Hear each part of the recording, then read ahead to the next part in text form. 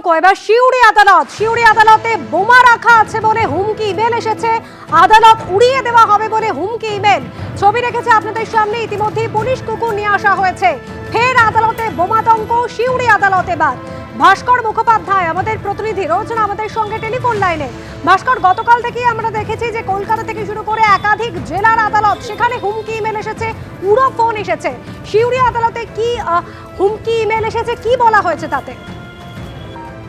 দেখো, যেটা আমরা জানতে পারছি যে সিউড়িতে যে বীরভূম জেলা আদালত রয়েছে, সেই আদালত উড়িয়ে দেওয়া হবে বলে গতকাল যিনি জেলা আদালতে বিচারপতি রয়েছেন তার কাছে, প্রধান বিচারপতি, তার কাছে মেল আসে এবং একাধিক ব্যক্তির কাছে মেল আসে যে আজকে নামাজের আগে এই কোর্ট চত্বর খালি করে দিতে হবে, নাহলে বোমা বিস্ফোরণ হবে, বোমা বিস্ফোরণে উড়ে যাবে।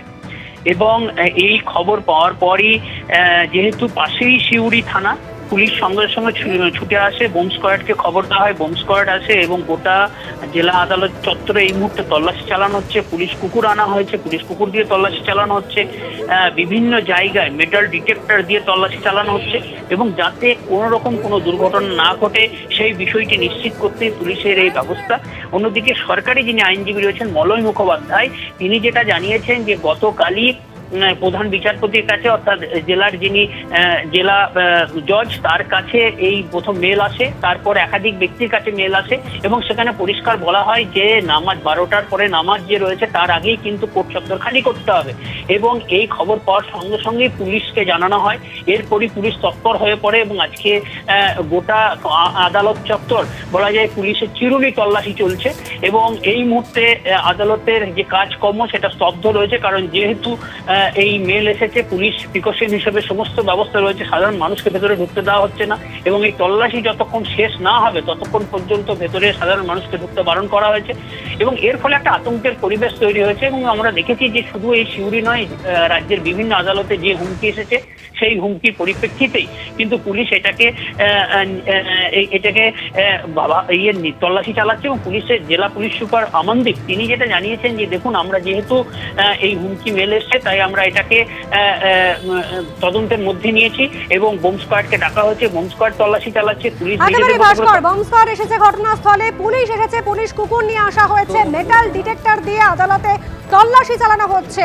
ইমেল আসে, হুমকি ইমেল আসে, সেখানে বলা হয় যে আদালত উড়িয়ে দেওয়া হবে, বোমা রাখা আছে, এমনই বলা হয় হুমকি ইমেলে। এবং তারপরে কিন্তু সিউড়ি আদালতের পাশেই সিউড়ি থানা, সেখান থেকে পুলিশ আসে, আদালত চত্বরে এই মুহূর্তে তল্লাশি চালানো হচ্ছে। সিউড়ি আদালতের ছবি রেখেছে আপনাদের সামনে। অন্যদিকে আসানসোল আদালত, সেখানেও কিন্তু ফের বোমাতঙ্ক। এই আসানসোল আদালতে গতকালও কিন্তু হুমকি ইমেল আসে, আজও আদালতে বোমা রাখা আছে বলে হুমকি ইমেল আসে, আদালত উড়িয়ে দেওয়া হবে বলে হুমকি ইমেল আসে।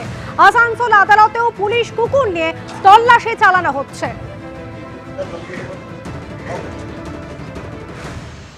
একের পর এক আদালত গতকাল থেকে, কলকাতা থেকে জেলার একের পর এক আদালত, নগর দায়রা আদালত, আসানসোল আদালত, দুর্গাপুর মহকুমা আদালত, চুঁচুড়া আদালত, আরামবাগ আদালত এবং বহরমপুর আদালত। গতকালে এই একের পর এক আদালতে কিন্তু হুমকি ইমেল এসেছে, কোথাও বা উড়ো ফোন আসে, আদালত উড়িয়ে দেওয়া হবে এরকম বলা হয়, হুমকি দেওয়া হয় ইমেলে। তারপর পুলিশ আসে ঘটনাস্থলে, একের পর এক আদালত চত্বর খালি করে দেওয়া হয়, পুলিশ কুকুর নিয়ে এসে তল্লাশি চালানো হয়। আর আজ পরপর দুটি আদালত, আসানসোল আদালত এবং সিউড়ি আদালত, সেখানে ফের হুমকি ইমেল এলো।